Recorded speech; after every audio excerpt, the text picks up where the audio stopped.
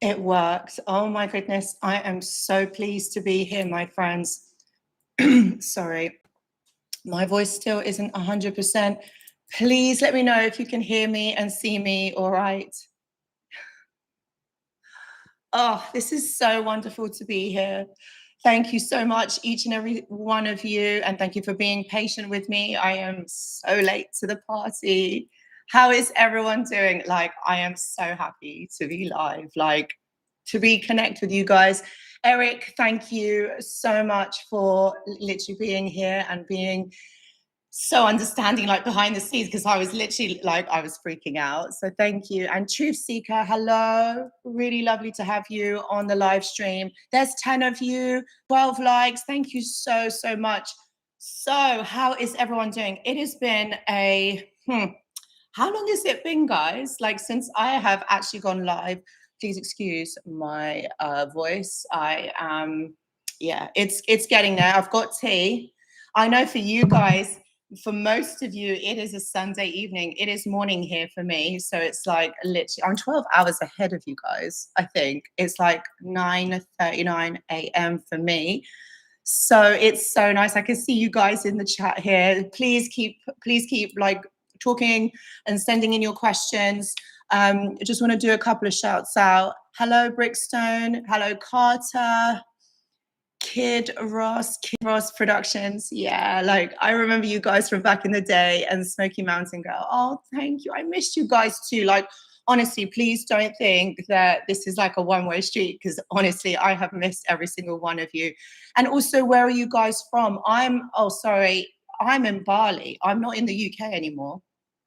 In case you guys didn't know, I live in Bali now. Sorry. Hello, Colleen. Yeah, like, I really, really love it here. It's another world. It's literally another world, and I love it. It's so like, do you know how I can describe it? It's like literally living in the 1990s. Honestly, everything is done in cash here. Like, there's no, like, nobody uses the tap. Like, you can use like obviously your cards and stuff, and you know, it's just so like natural nature. It's just so lovely. And the weather, let me tell you, the weather is just, there's always sunshine. Don't get me wrong, I do have like thunderstorms, and there is rain, there is cloud, but like most of the days it is sunny. So we've got Portland in the house, we've got Tampa, we've got North America. Hello, Zesty. Hello, Jeff. No, I'm so glad that you guys have catched the live. We've got Kansas City, we got Portland. Who else? I think we're going to have most of, we've got Florida as well in the house. This is amazing. Guys, please do keep pressing the thumbs up as well. Please keep pressing the like button, because, you know, it always helps. Anyway, my friends, what we are talking about today is we're going to be talking about how to cut ties with someone. Okay. And, you know, I understand as simple as the whole statement can be, but nothing is simple about this. So I completely understand. And if you're struggling to let go, and if they keep reappearing, or if you feel energetically tied, this is another thing, to that person, we're going to be breaking down that and begin your freedom journey together. And this, I know, this is one of the hardest but most powerful journeys you'll ever take in your life. And this is cutting ties with someone who is so toxic. And this is what we're going to be talking about. Number one, I'm going to be talking about why cutting ties with someone like this is so difficult. I'm going to be talking a little bit more about the trauma bond. Excuse me. Number two, I'm going to be talking about how to emotionally, mentally, and spiritually detach from this person. I'm also going to touch on the no contact mindset. This isn't just a rule, but it's a reprogramming of your mind. And I feel like nobody ever really talks about how challenging it actually is. You know, like that statement, yeah, just go no contact. But it's really challenging. So I'm going to be talking about the whole reprogramming here. I'm going to be talking about healing the addiction to chaos and the false hope that I'm sure that so many of us have faced on this journey, especially the hope of them change in the hope of them coming back and being different. And we'll end with a powerful guided release. I did write a release. I will record this and put this on the website. And those of you that are in the mentorship or on the journal club, you'll be able to get that free later on today. And also throughout the whole live, please do keep sending in your questions, because I will be answering them ad hoc. So grab your tea, your journal, and let's do this together. And also, let me know in the chat if you are currently trying to go no contact, or perhaps maybe low contact, or maybe you're co-parenting. I want to tailor this live stream into what you're dealing with.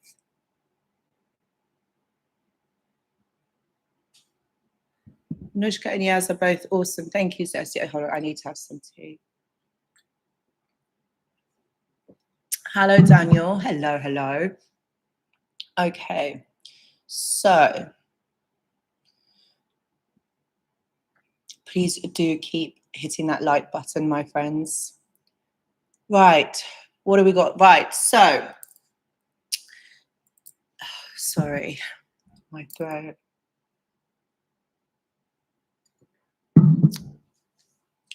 Why cutting ties is so hard.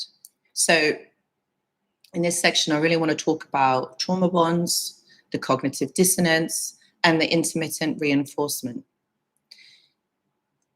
Why is it so hard? Why is it so hard to let go? And it's not about you being weak. It's not about you being crazy. You've basically been conditioned. And what happens, as you know, what happens is that you become addicted to this cycle of the push and pull, of them being there and them not being there. Then I think a lot of this is because I think I explained in the video yesterday that I was doing. I don't know whether it was yesterday or today's video. No, I don't know.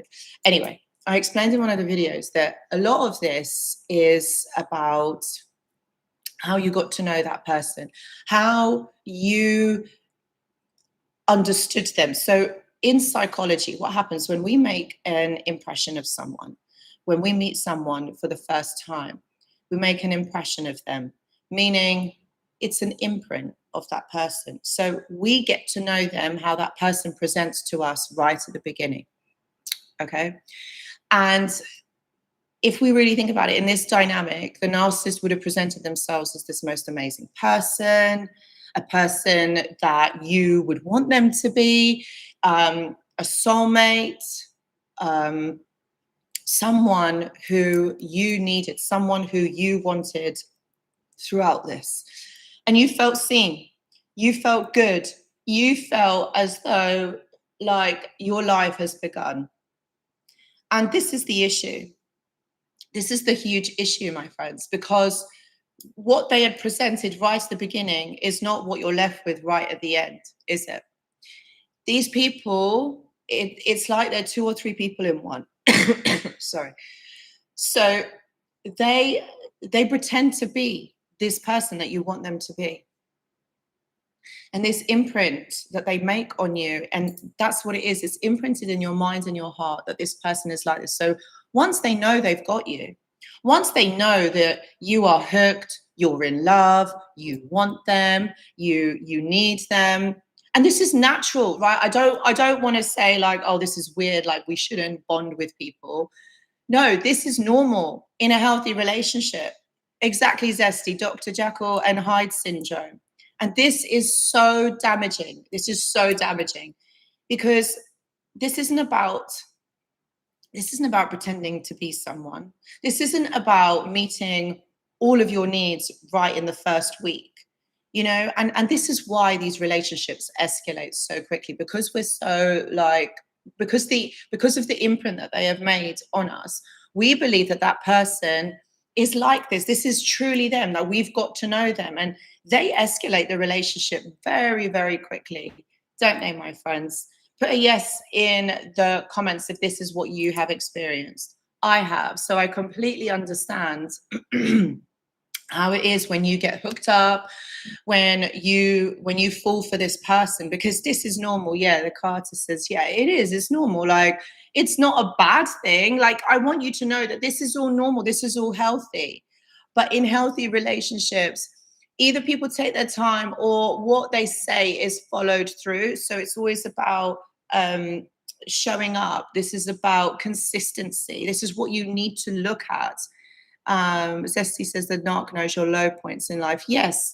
And that's a really good point as well, because they take time to study you. They take time to get to know you. And that's what they do. If you really think about it, like the first few kind of weeks, they were probably asking you so many questions. They really wanted to get to know you, but they were asking questions that possibly could have been inappropriate. They could have been like, they were asking questions like all the time, which left little room for you to ask questions back. Because I think also when I think part of this is when someone is asking us questions, it's your it's nice that you get to talk about yourself, isn't it? Not in a bad way, not in a bad way, but in a way that you think that that person is interested in you. You think that that person wants to get to know you. And again, this is echoed in healthy relationships as well. So it doesn't mean that it's a bad thing. It's just that you've got to look at this as a whole. You've got to look at the certain things that lead to this, and that's the telltale signs that I'm talking about. Yeah, you want to get to know, but if someone's over bombarding you with questions, with asking you so many things, that is what you've got to look out for. How about you turn it around and ask them questions? And this is what I'm going to say to you, like, going forward, this is what you need to look out for. Okay, because people like that, they want to get to know you. It's almost kind of like even on a predatory level. Sometimes it's not going to be so obvious, but if you find yourself in these dynamics where someone is just keep asking you loads of questions all the time, especially when you first met them, don't give out all of your information, because that's what they do. That's how they get to know you. That's how they get to know, what your needs, what your desires are, and exactly as you said, Zesty, your low points. They get to know your triggers, and they are used in a sinister way. They're used in that way against you.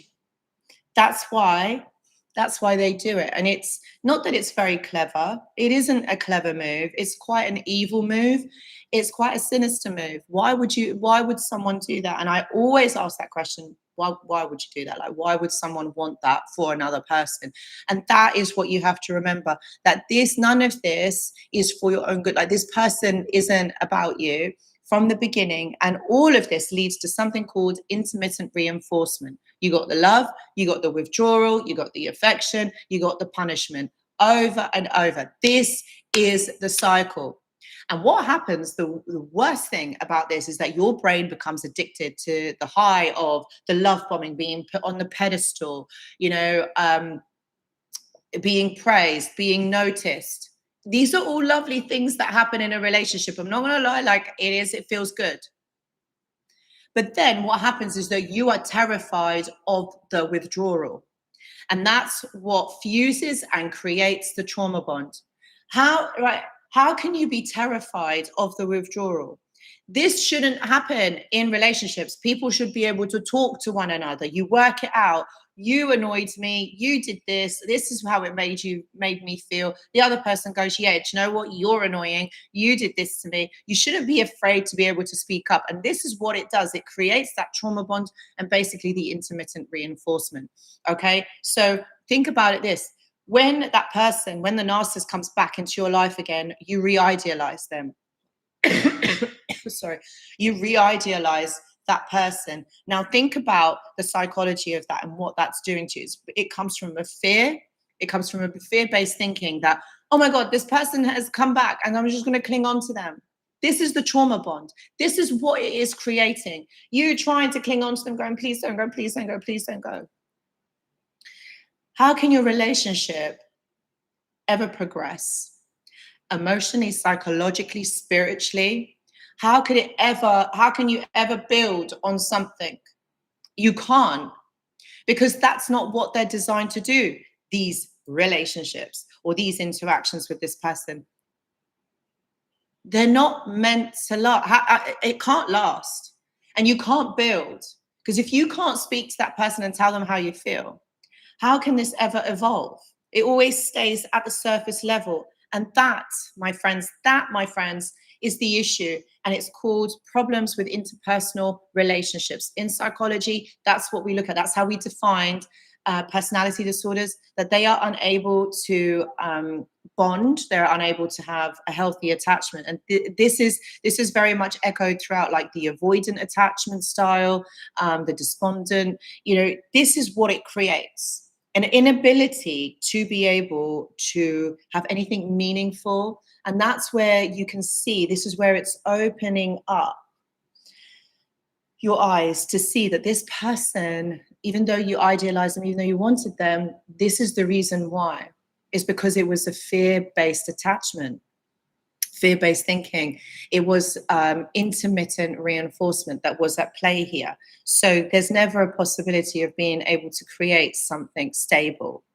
And the reason why I wanted to bring this up here is because of the trauma bonds. Okay, the trauma bonds that you are experiencing, especially after these types of relationships. And it is really these types of relationships that you will experience that in. It is, you're bound by trauma to this person. Although it feels so intoxicating and so amazing, that's exactly what is going on here. Exactly, Zesty. I really like this. You feel like an ATM to these people. You do. And the card says, absolutely, they will keep you in a low vibrational frequency. And that's exactly what happens. You know why? Because if you're kept in that state, then you're less likely to leave. You're less, because you're tired, you're upset, you don't want to rock the boat, you're walking on eggshells. That's why these people do this, because literally it's easier to control you. In a nutshell, it's easier to control you. That's why they do it. And just think about that statement. Being with someone in a loving relationship, that for that person is all about control. I mean, who does that? Like, why would someone want to control another person? And I really will talk about why they actually do that. Okay, I'll talk about next in the next bit, the illusion versus the reality. Why they do that. So when you try to leave, your body feels withdrawal. That's why you crave them. You check their social media to see what they're up to, because you don't know what's going on. You start to dream about them. Talked about this in a video actually that I did recently. Was it last week? If excuse me, if you wanted to know more about it, go and watch that video, because I talked about this at length. And this is what I'm noticing a trend in my client work as well, where clients have gone no contact. They haven't got that narcissist in their life. Sorry. You end up dreaming about them. And part of this is your nervous system detoxing. Part of it is that your brain is looking for answers to try and understand why. And part of it is, and I like to talk about this, is a soul journey. Talking about this, how this exists, this energetic bond that you have with this person. And even though they're not able to tell you in the conscious waking state, they do in the subconscious. What you have to remember here is that trauma bonds mimic addictive cycles, the dopamine highs and the cortisol lows. And it's always that, it's either the high or the low. There's no middle ground. In a healthy relationship, you have middle ground. You also have the cognitive dissonance. But I love them versus they hurt me. And this is one of the hardest and painful things, is the cognitive dissonance. You know that this person has hurt you, but you also know that if you were to speak to this person, if you were to get in contact with them, they would alleviate the pain. But it's a double-edged sword, my friends, isn't it? It's a double-edged sword, because you can't, because they're the one that's caused the hurt and the pain in the first place. And I feel like that in itself is so damaging, so hurtful. And actually, it fries your brain trying to understand it. And it really does. I wanted to ask you guys a question. Who here has tried to leave but found themselves pulled back in? Drop a heart or drop a comment if you experienced this push and pull cycle.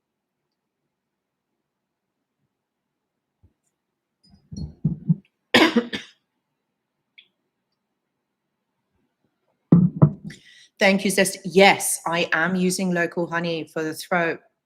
I am. I know this was a good one. Thank you. I do understand, yeah, that getting, because the pollen and it's very helpful for the throat. Yes. My mum even said to me, she goes, Anoushka, cut up some like garlic and some onion to put in the honey. How am I supposed to talk to people? I'm gonna smell a garlic. And she's like, Anoushka, do it. Oh. It's do you know what I think it is? Do you know where it's come from? It's definitely come from the air conditioning. I got the air conditioning on now, but I don't know whether you guys know this. And I had put it out on the socials, not a lot, but 3 weeks ago, we had some really, really heavy rainfall here in Bali. And where my home is, this is my home. This is where I live in Bali. What had happened is behind there, like by the window, behind there is a little bit of like woodland. So we've got banana trees basically over there. They got snakes over there. Like one was crawling on that wall. Oh my God. I was talking to a client and I tried so hard not to scream because I was literally on the phone to the client and it's just like slithering there. And I was thinking, oh my God, any minute it's going to fall. And that window was open. But it didn't. It went. So we're okay. Anyway, behind there is a little stream. It's not even big. It's a little stream. And because we had heavy rainfall and thunder for like literally 24 hours straight, it was 2 days. Or was it? Yeah, 2 days straight and one night. And these thunders here are theatrical. It's not like in the UK. Like, let me tell you, it's not like in the UK. I call them wet blanket thunderstorms in the UK. Anyway, so it was so theatrical, did not sleep that night. And in the morning, basically, the whole villa basically was flooded. So that floor that you see in the background over there was literally that much in brown water from the stream. It had basically flooded so much, like it had overfilled that it couldn't cope with the amount of rain, because actually we're on a bit of a hill here, and I coincidentally am like literally at the bottom. So it had flooded, and I was like, oh my God, it was the worst. It's the worst. It's the worst to see like all your bits and pieces, you know, like swimming around. Yeah, it did, Eric. Yeah. Yeah, North London forever. I just saw that comment. Yes. Does it, Zesty? So you understand that, how the rain.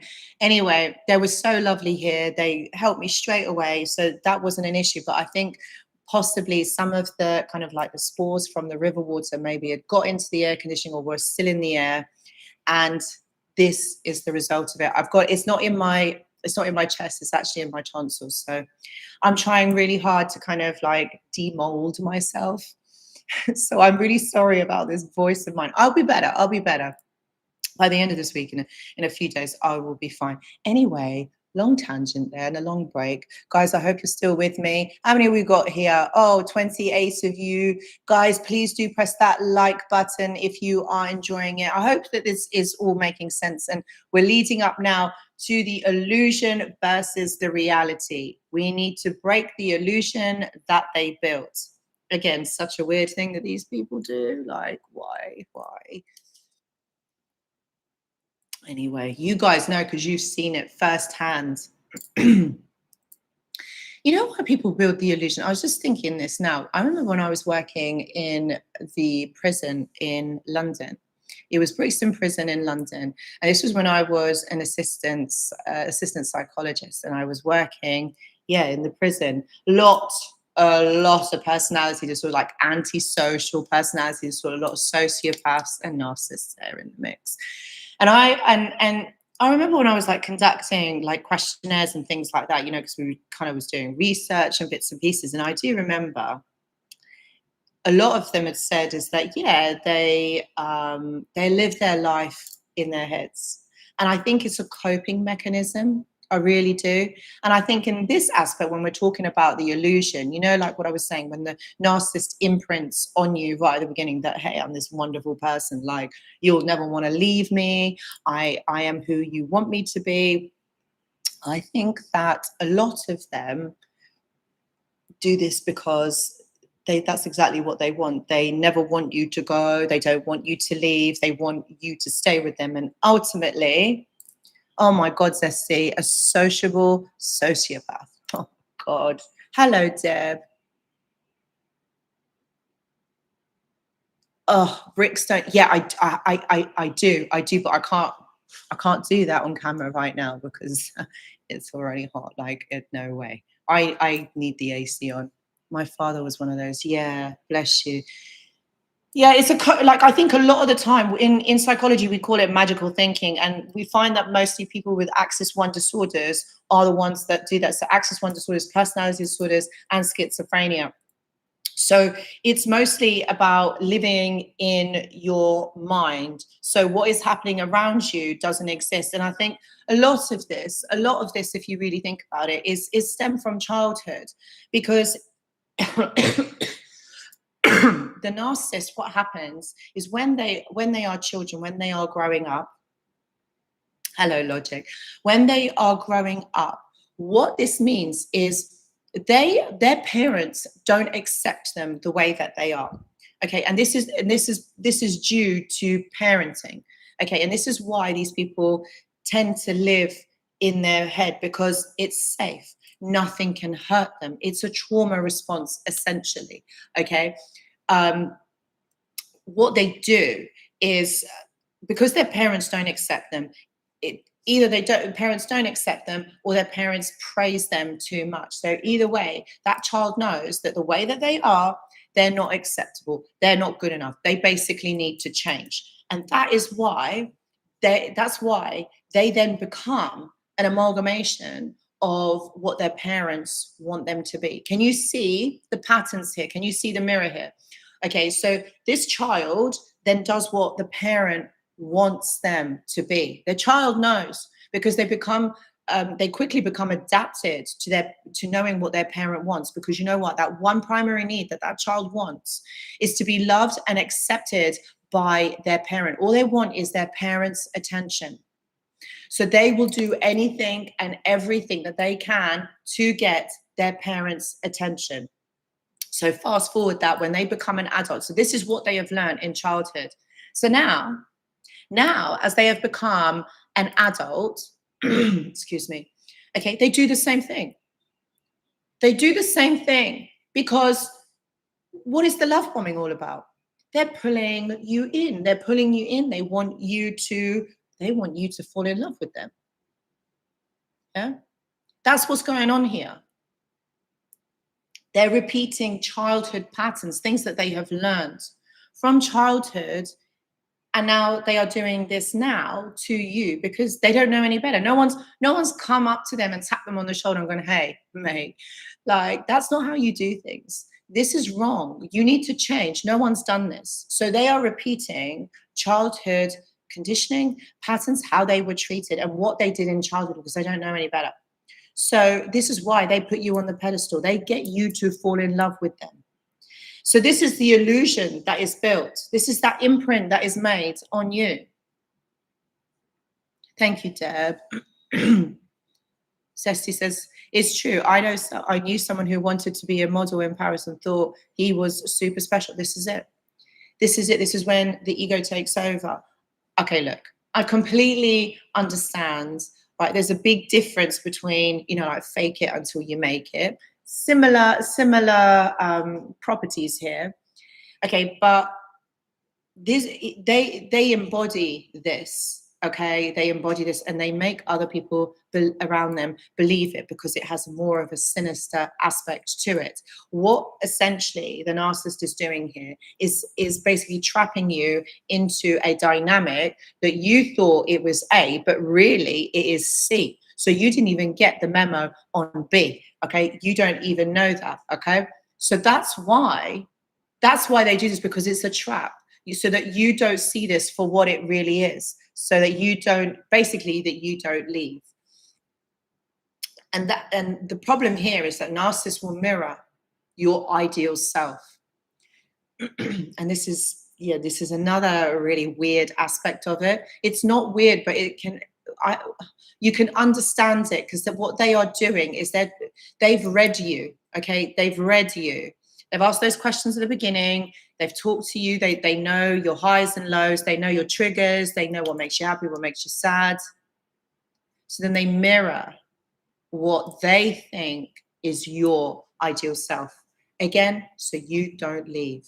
And then what happens is you fall in love with a representation of what they think you would want in a partner.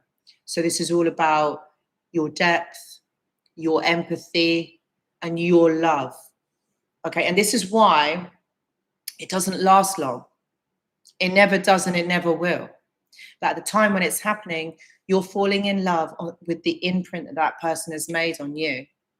And this illusion that they present is powerful, but it's the reality, and it's manipulation.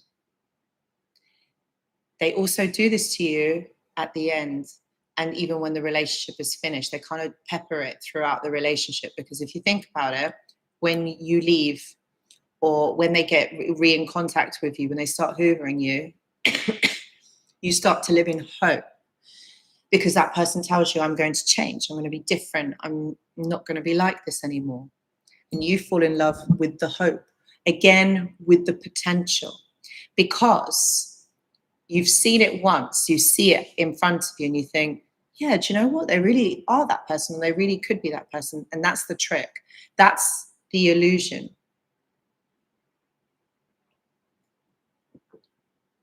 You know, another part of this is you get a snapshot of what's going on in their head. You get a snapshot of what actually, how this person's brain operates. Okay. So if you think about it, they're living in this altered state, in this altered reality. Okay. The truth isn't real to them. The truth is real, believe me. Yeah. Deb says, I've been studying this subject along with Anoushka's channel for the past 10 years. Oh my God. Thank you, Deb. Thank you. Grateful but tired of these people. I've learned the hard way, and I still need these reminders. Bless you. Thank you for being here, Deb. Thank you so much. Bless you. Understanding this, and also reminding yourself, really helps to embed that information, and it helps you to become stronger. You know? Oh, I love that, Sesti. Why worry about the illusion? Be the magician. Love that. Oh my gosh, I really love that. That's brilliant. Thank you, Sesti. A sunset is not the ending of the day, but the beginning of a new dawn. Thank you for. I love that. I love that. That is so cool. Yeah. So exactly that. You fall in love with the imprint of this person. You see, and what you have to remember is you can't heal whilst you're holding on to that illusion. If you're constantly thinking and remembering that they are that person, you're still holding on to the lie. You're still believing the lie. Even another, let's take another scenario. You got the narcissist and you got their new supply. Okay, they are on social media. They're posting pictures, videos, reels of how in love they are, how amazing their life is now. That this is like the fairy tale relationship. Again, another illusion. You can see it being played out here with another person. They're creating that bubble, aren't they? They're recreating what they think that person wants them to be. Again, that wound that exists from childhood. Okay. So it all stems from their parents and the way that their parents have treated them. Okay. That's where it happens. And it's basically the illusion that they're presenting. It's a manipulation, because you're you're seeing how they are thinking, then not really, their perception of the world is different to yours. It's skewed. And like I said, this is done a lot in mental health. Okay, when someone is struggling mentally, they would live inside their head because it is safer than actually in the reality. Remember what I said about the prisoners when I worked at Brixton Prison? Exactly what they're doing. Same thing. And not even that. Like, even when I was working in the addictions clinic, same thing. But they didn't have, some of them didn't have like a personality disorder. They were like alcoholics. I worked in alcohol and the heroin. So I worked in alcohol and heroin. So in both substance misuse, both sets of individuals were saying, yeah, we live inside our head because it is better that way. You can cope. Okay. And I think the illusion, again, what we have to remember is a trauma response. So you can't heal like I said, you can't heal whilst you're holding on to that illusion. Grieve what you thought it was so you can see it, what it actually was. So, excuse me, what I encourage you to do, right? So if you guys, those of you that have got your journals, okay, what I would like you to do, or those of you who haven't, don't worry. I'm going to write this all in the description box so you can access these prompts even when the live ends. Okay, so I need you to write down, what was I truly in love with? The person or the potential? Okay, what part of myself did they reflect back to me that I miss? Okay, so I'm going to pause for a minute for that reflection.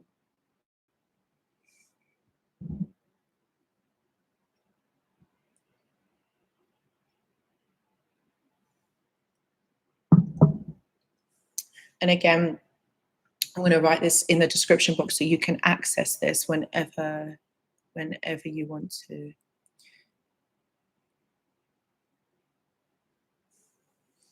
Just want to say thank you so much to every single one of you for being here, for taking your time out of your Sunday evening, or wherever you are in the world, wherever time it is that you are watching this. I'm really grateful to every single one of you. And those of you that are going to catch the replay later on in the day, thank you for being here. Like, I really appreciate you guys. And hopefully I can do more of these now that the Wi-Fi is a little bit more stable. And yeah, I can kind of do this a little bit better. Okay. So I want to talk about, excuse me, the mental detachment. And I really want to talk about or teach you how to cognitively reframe. Okay. And the most powerful part here is that every time you think, okay, I miss them, I really miss them, I need you to reframe it. And you need to replace it with something like, I miss the version I created to feel safe. I miss how I felt when I believed their words. You know, one thing you got to remember, that's not love. Okay, that's not love with the narcissist. That's your nervous system missing a chemical pattern. Okay, that's what it is. And it's truly sad. It is truly sad because you love this person. You believed who they said they were. You wanted so much for this relationship to be something. And it's really hard because, like, you would never have thought any different because every relationship before that, it was, that's how it went. That's how relationships go. You never thought that this person had an ulterior motive, that they wanted to hurt you, that they wanted to cheat on you, they wanted to cause this much damage. Of course you didn't, because you never get into these relationships thinking that. Okay, and you know, and you really wanted this relationship, okay? You never once thought that this person ever thought that this was ever their agenda, that they were ever going to do this. like you would watch, I don't know, like the way that I look at it is like you watch these horror movies, and I do like my horror movies, especially now that we've got Halloween coming up. I do like Halloween. I'm actually going back to the UK, so I'm going to be spending Halloween in the UK. Yeah, mum and dad missed me, and they said, "Come back, Anoushka, I need to see you." So I was like, "Okay." So I'm going back to see them. So yeah, I'll be streaming a lot more. But yeah, so I've lost my trail of thought. Yeah, beta. Sorry, this happens.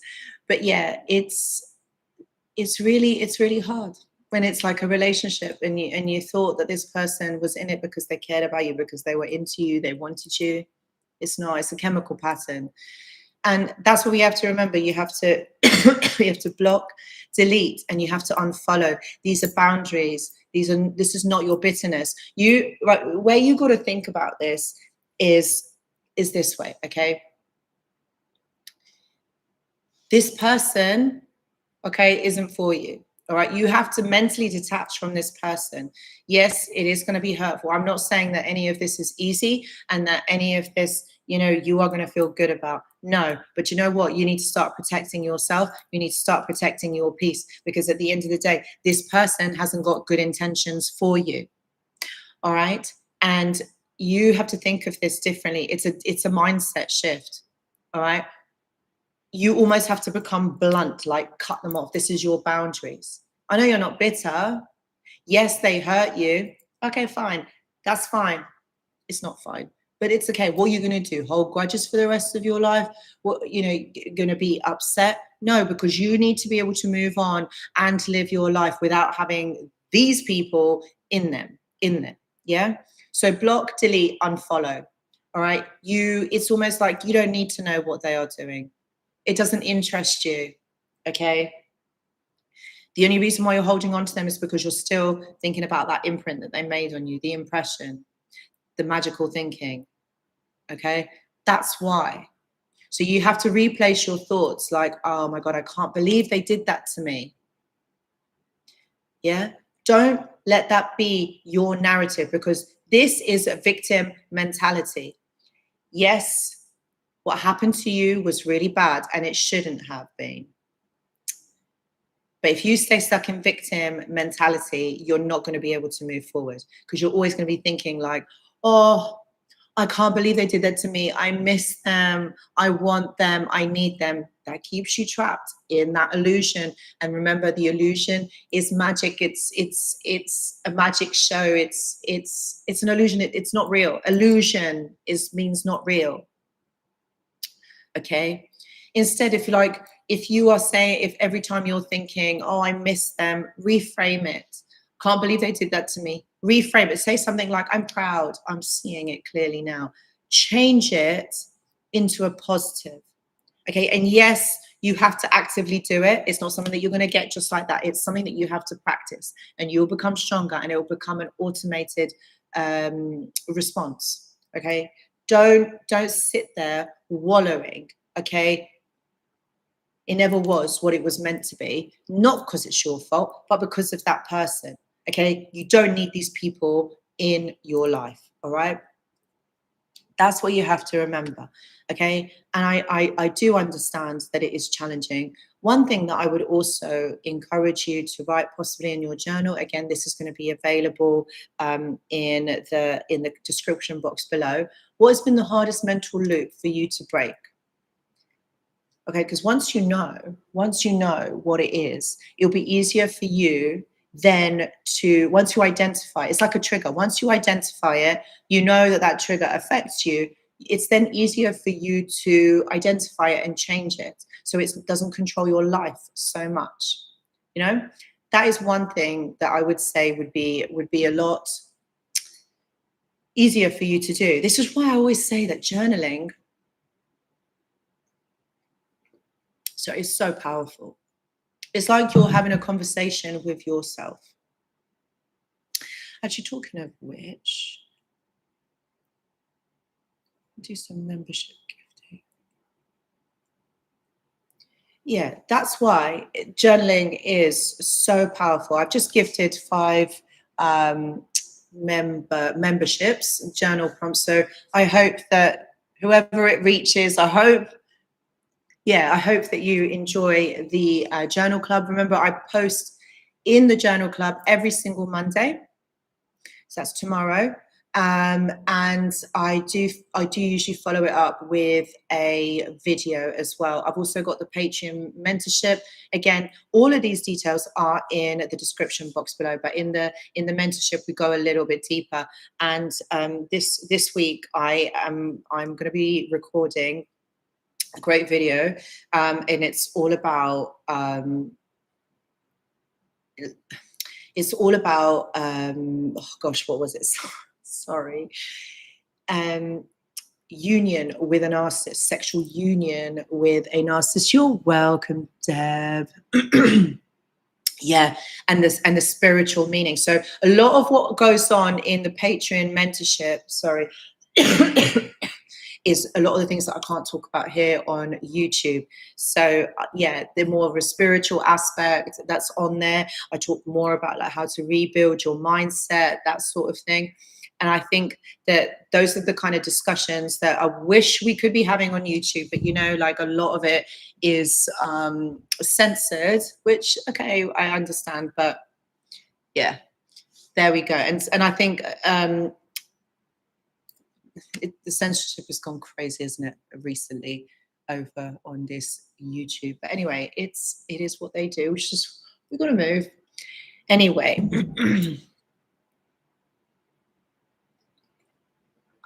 How is everyone doing? I think we're like halfway through. Okay, maybe not. How is everyone doing? Put a thumbs up in the chat or a heart in the chat just to know how you guys are doing. How many likes have we got? Guys, please keep pressing that like button. I really, really appreciate every single one of you. Remember, this information gets out there to other people that might need to hear it. So again, this would really help the video out, which I really want to obviously get this to as many people as possible. And I hope that you're all doing okay so far. So in this part, I wanted to talk about emotional detachment, which is one of the hardest. I'm basically in this part, I'm asking you to kind of like stop loving them. You know, I know it's hard, but it's not impossible. We need to see it for what it is. We need to feel, we need to process, and we need to release. Cutting ties with someone means that you've got to grieve them, basically. You'll feel sad, you'll feel anger, you'll feel emptiness, but that's part of healing. It's not failure. And I think what you have to remember that the goal here isn't about suppression. Don't suppress your feelings. It's about allowing them, okay? And have a think about what emotion are you avoiding to feel because it makes you feel weak. Which emotion is it that is making you feel weak? And if you allowed yourself to feel this, what truth would surface? Got to remember, my friends, that emotion is energy in motion. Feel it, and then it moves. Someone once told me that. And it was the most freeing thing that I'd ever learned. And I think I was doing my master's in psychology. And they explained what emotion is. Energy in motion. You feel it, and then it moves. So this was very important, particularly with my client work. And it really helped me to understand what was going on here. Because it is about feeling it. Don't suppress it. When we suppress something, it will show up in different ways, meaning it can show up as an ailment. Because if you're suppressing sadness, upset, because you don't want to feel it, you're suppressing, you're pushing something down. You're not actually expressing it and you're not releasing it. You're pushing that energy down. You're not feeling it. You're not bringing it to the surface, and you're not allowing it to be released. That's the issue. That's why ailments happen. illnesses happen. So it's important to release this. Okay. I'm going to do a little mini exercise with you guys now. So I hope that you are somewhere safe and you can close your eyes. Okay. Again, I'm going to put this all in the description box so you can access it after when the live stream has ended. Okay, so close your eyes, my friends, and imagine a cord from your heart to theirs. See how heavy it feels. With your breath, begin to dissolve it. Say, I release you with love. I reclaim my energy. I am free. Breathe deeply and imagine a light filling that space. You are whole.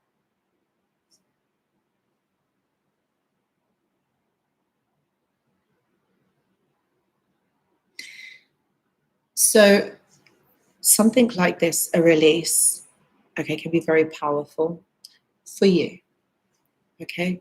Because you are worthy. You are a good person and you're really a good, lovable person, okay? But you need to start believing that. Remember, you create your reality. It starts here with your thoughts and your heart. You've got to marry the two together, okay? They're not separate entities. They are together. You have to create this for you. Okay, so however you think about yourself, however you think about the situation, whether you feel like you are a victim of circumstance, and if you continue to identify with that label, do you believe that this person had come into your life to teach you a lesson, to show you something about yourself? You know, this is what is important. You are creating your own reality, and this isn't spiritual gobbledygook. It's true. It is true, and I can tell you that because when I was doing my masters, I did a lot of cognitive psychology, and I know I've talked about this before, but it's something that I studied with a lot of passion was neuropsychology, neuroplasticity. Yes, Sesti, that's exactly it. Karmic relationships. I really want to do another video actually about that, Sesti, for the Patreon, and talk about karma and karmic relationships and why they show up in our lives. And that's it. That's basically it. It's a karmic relationship. And I really want to talk about soul ties and things like that. And it makes me understand. Oh, I'm sorry, Eric, I made you cry. Oh, bless you. I don't mean to, but crying is also a release. So I hope you're okay, Eric. Oh, you're welcome. Oh, you're okay. Good, good. Deb, yeah, so you're holding on. So when that happens, sometimes we hold on to things. So this is about, don't worry, you'll lose it. Deb, just honestly start walking in nature. That really helps, especially around here, and especially like releasing cortisol, because you need to get movement into your body. That's it. So you're feeling it, and then you've got to move it forward. You've got to move that forward. So that's what it does. Moving that energy forward. But yes, I did a lot of. So going back to what I was saying is that I studied neuroplasticity. So I'm sure that a lot of you know. You did do a walk a lot. Yes, keep doing that. Maybe Pilates if you wanted to, or cycling or something like that. That's really good. The walking is like the best. So yeah, going back to what I was saying, yeah, I devoted a lot of time and study. I think my whole thesis was written about neuroplasticity. So think about it, like how amazing our brain actually is. Basically, however you think of yourself, you can create new neural pathways in your brain. Now, why is that important? Why is creating new neural pathways very important? You know why it's important? Because it's carving the way that you're thinking. So the more that you do it, the stronger these neural networks are, the stronger they are. Okay, so you start thinking positive, you start thinking, right, I can do this, I am this person. You create basically a whole new identity. So you now shape your reality.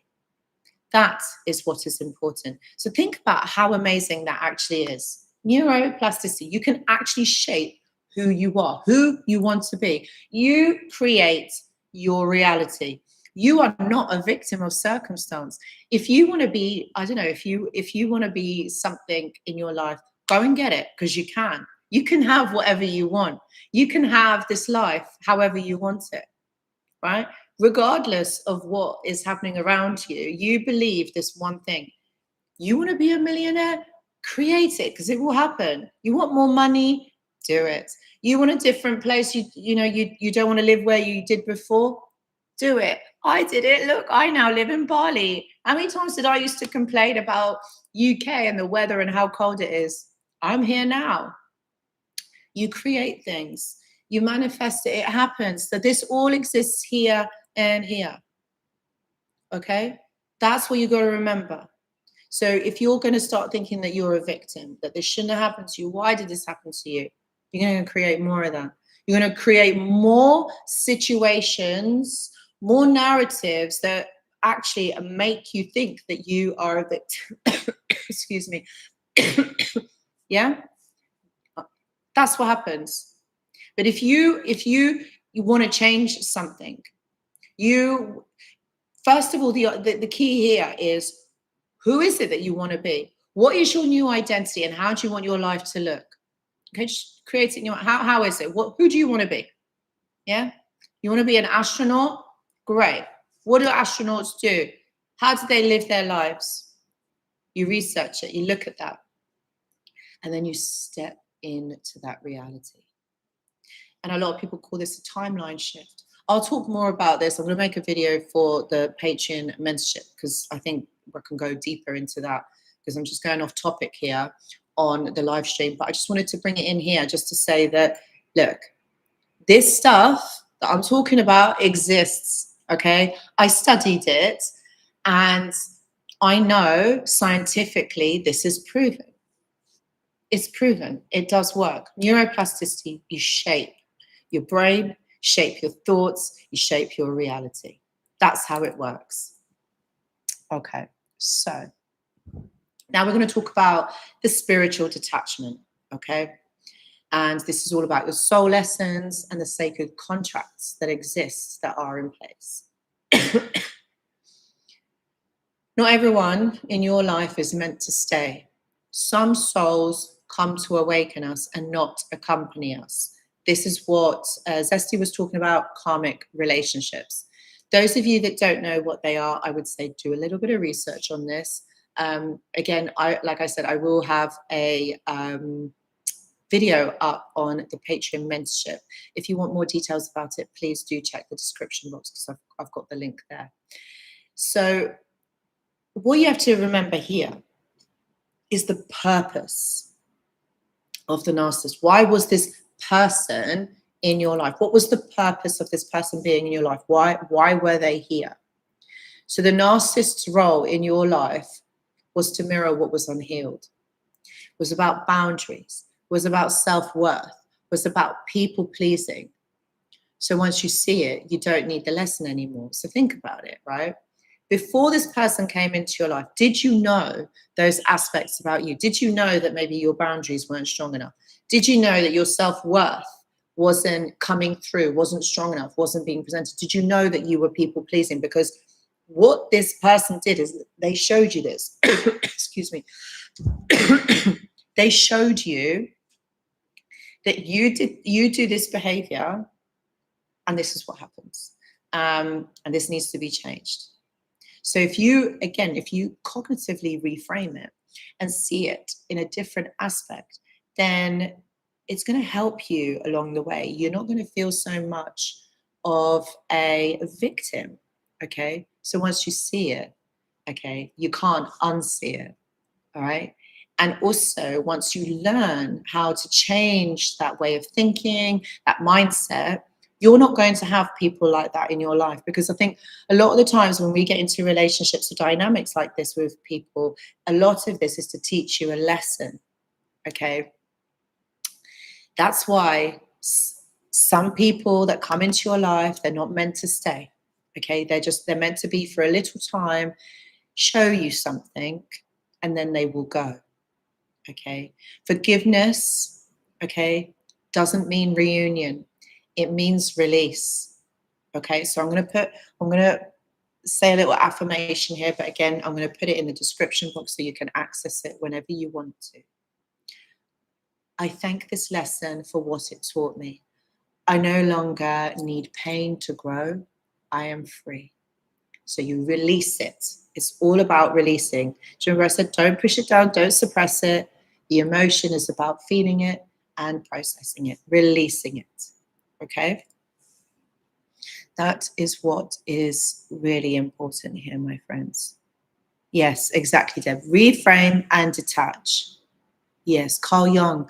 Carl Jung talks a lot more about this. Yes, he does. Forgiveness means release. Yes. Oh, Ceci, you said you could feel my positive energy. Good. I am so pleased. Eric says, I've been following you for a while. You have never appeared healthier or happier. You manifested something so unconventional. Oh, bless you.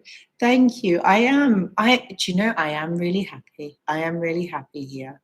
I just knew I had to be here.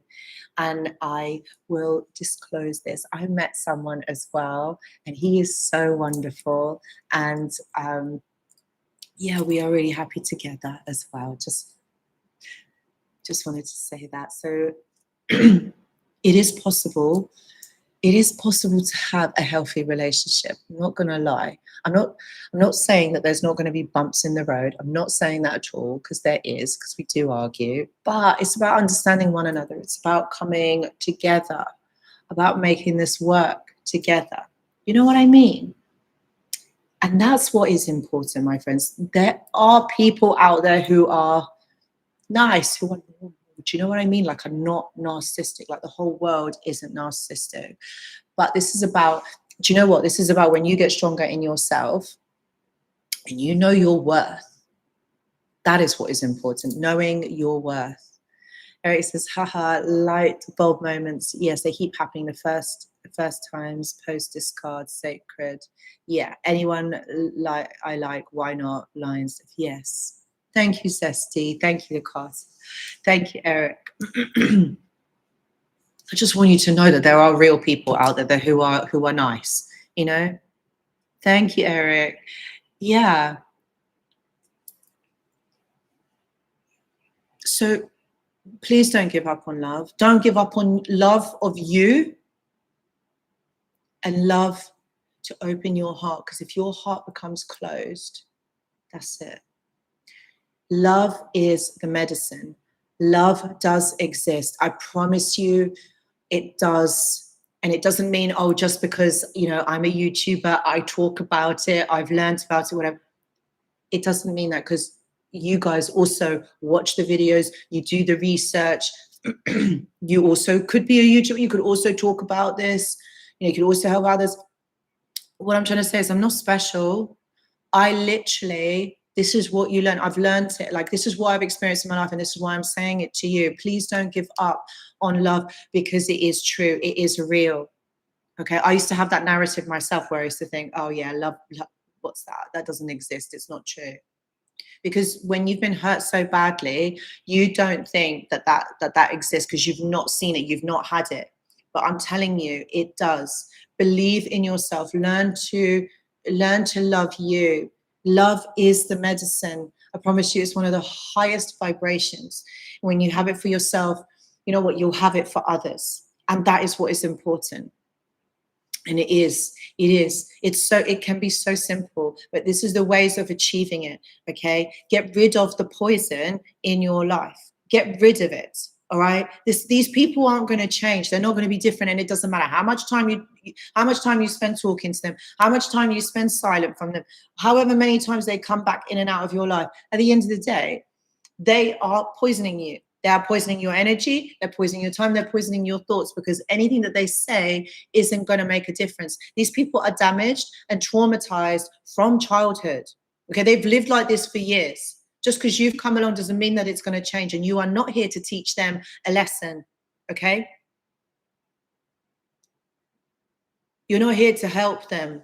You don't need to. Work on yourselves, concentrate on yourself, create your reality. How do you want your life to be? We're all here on this earth for a short time. Okay? We don't have long. And I'm not trying to scare you. I'm just trying to say that make every day count and concentrate on yourself, because you are important. You are the person that is living this life. Were you going to be an emotional slave to someone? They tried that. They wanted that from you. But what it does do is it takes away from you to give to them. And again, you're not a battery pack for someone, okay? You're not. So this is how you have to think. You take your energy, your emotion, your thoughts back onto you. You create the life that you want. If you're not happy how you're living it now, do something about it. Do something about it. Tomorrow is the start of a brand new week. Excuse me, okay? What are you going to do to bring you closer to that reality? Start by thinking, who is it that you want to be? Okay, that is what is important. Start off thinking, who is it that you want to be? What do you want to create? Okay, and that is the first step. Okay, this brings me on to the next part, practical steps to stay free. Okay, you're going to create concrete steps. Number one is the no contact blueprint. If you really want to be free of this person, you need to block, you need to delete all the numbers and the socials. No more spying, no more trying to see what they are doing, or maybe they're new spiral, maybe they've gone somewhere, maybe they're doing whatever. Who cares? Who cares what they are doing? Because you know as well as I do that is not true. I was about to swear, but I'm not going to say. That's not true what they are showing you. All right? Just again, the illusion, the fantasy thinking. Okay? You need to also tell your friends or people that you have in common that you don't need any updates. You don't want to hear what they are doing or what they have said or why they have said that. We don't care. Okay? And what I want you to do also is you need to start creating a reality list. And the reality list, what you're going to do is you're going to list all, sorry, you're going to list all the reasons why you left. Okay? That's what you're going to do. And you're going to replace all the morning check-ins with affirmations or journaling. So what I mean by that, instead of like the good morning or the checking on social media, what they've been doing as soon as you wake up, I need you to write down the affirmations, okay? And the affirmations, okay, that you're going to start writing is no contact is self-love. Peace is more valuable than closure. And you're going to also write, I do not chase clarity from chaos. Again, all of this is going to be available in the description box. Okay, I'm going to write this down. And what I need you to do is I need you to stay accountable. Mentorship, the therapy, and the community. Okay, I offer all of those. You can be here with us. Okay, or if you find elsewhere, absolutely doesn't mean it has to be me. I offer mentorship, therapy, and community. But again, you need to go with people who resonate with you, okay? Which you feel you can trust. And whoever that is, okay, stay accountable, okay? That is what is important, okay? And then I need you to have a little think about what is your biggest trigger to break no contact, because that is also very important. That's where you need to become aware and understand that you need to have a replacement action, okay? A replacement action. So when you get triggered, what replacement action are you going to put into place? Because that is really important as well. I know something as simple as no contact is never actually simple. No contact or low contact is really important, because I know like no contact is not always possible, especially if you have children or assets together. I know.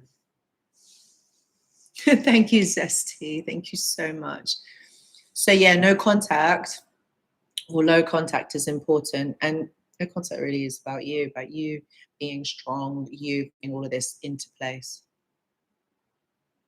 Good, Deb. That's why I have no desire to know anything about my narcs. So, guys, I just wanted to say, it's coming towards the end of the live stream. I need to kind of go. My throat's like it's really dry, and I'm like, my tea has ended. Anyway, have you guys got any questions?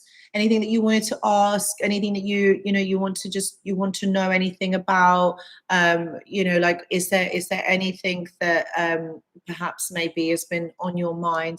And I think also, guys, just wanted to let you know that what I think I will do is, this time all right to kind of do these live streams, or perhaps maybe a Monday night, Tuesday night. I think what I will do is I'll do a poll over on the community post later today as well. I need to write all of this down because I'm not going to remember. Just what day, in the evening, for you guys, what day would work better? Because I know that the last time when I was doing the live streams was in the UK, and I know that time wasn't great for everybody, but I think this time, like my morning, your evening, can work better. And also, just so you know, that I, at the end of October, I am going back to the UK. So again, my time zones are going to change, but I will keep you guys updated as to like what's going on. But I really want to get back to these live streams. Like, I love them. I love chatting with you guys, and I love like connecting with you. To me, this is just, I don't know, like, this has really set me up for the week. I'm not gonna lie, like, this makes me so happy just to like talk with you, and offer these, words of freedom, words of healing. And I hope that you're enjoying the videos as well. I know that my views as well, like, many people aren't watching, but kind of, I don't know, are the videos not helping? Are they not all right? I don't know.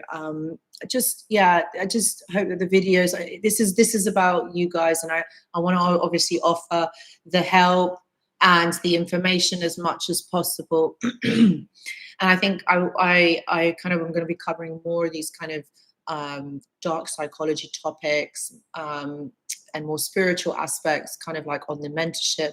Again, like, I can't talk about so much of this on here, which upsets me, but it is what it is. A few of you creators in the community are ever part of the daily consumption patterns. Yeah, Anoushka, you are top of course. Thank you. Oh, Eric, you and your words, bless you. Always so kind. Deb says, my sister is a narc. It's horrific to watch, as she is 11 and a half years younger than I. Exhausting. Bless you. It's so hard when it's siblings as well, because it's kind of like in your family. It's so challenging, but again, just because they're family members, just because they've got that title, doesn't mean that gives them a pass to treat you the way that they do. So absolutely, like, it's exhausting, isn't it? I left before the discard. She left day, and I packed up and took off. I wonder, will I get a Hoover? Zesty says, I left before the discard. Oh, good for you. Good for you. Yeah, I reckon you will get a Hoover. Just leave it for I would say leave it for a few more months. You've probably like stunned her and caused her to think, oh my God, how has this person gone? To the fact, stunned her because you actually saw through what she was doing. So she probably will get in contact with you.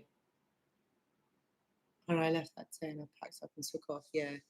You'll get a Hoover. I believe you will. I think you will. Oh, good for you that you were strong enough to leave. I mean, that takes a lot of guts. That takes a lot of willpower, and I'm really proud of you, Zesty. Just stay no contact. Stay no contact. Okay, that will really help. Mark Lee says 7:49 in Arizona. Oh, okay. So yeah. So this time is good. Okay. So what I will do. So I'll do it around this time for you guys.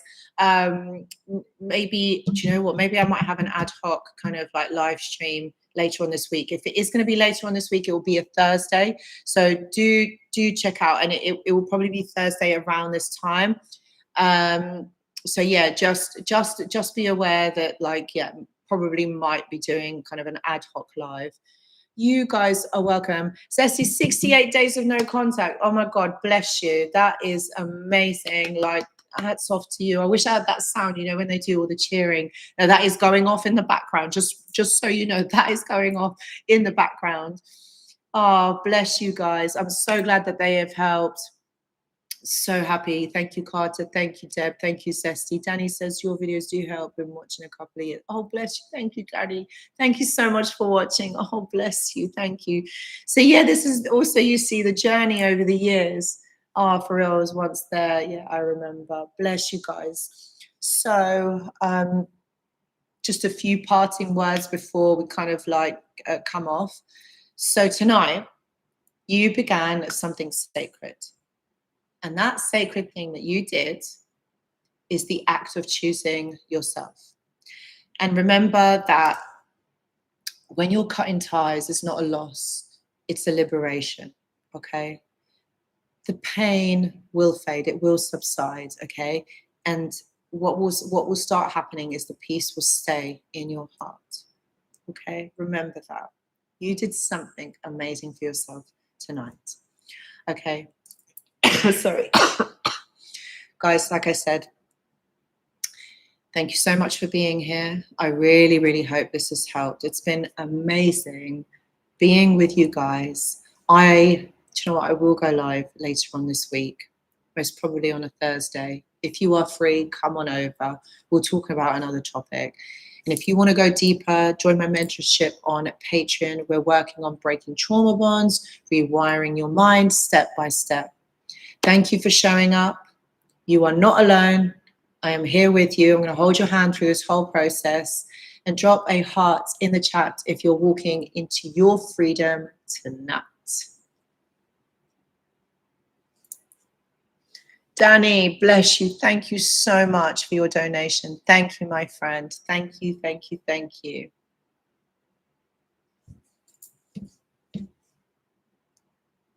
Thank you, all of you, to all your kind words, for being here, for showing up. Thank you, Zesty, all of your lovely comments.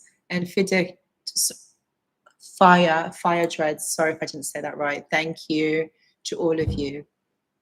Guys, go and rest because it's late. It's a Sunday night. You know, you've showed up, you've done this.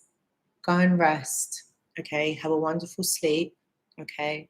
And start setting your intentions. Start changing your mindset, okay? It all starts tomorrow, my friends. You've done something amazing tonight.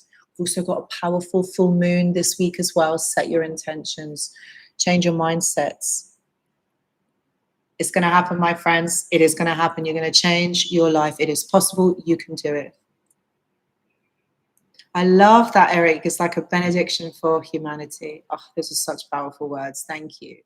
Thank you, thank you, thank you, all of you. Guys, I wish you all the best. And I will get this throat a little bit better. I will take the honey and I will rest. And again, I'll be back with a video tomorrow. Got the journal prompt coming out later today. Thank you so much for being here. All the prompts and everything that I've talked about will be in the description box as well. Thank you for being here. Wish you all the best. Good night. Bye-bye. Bye.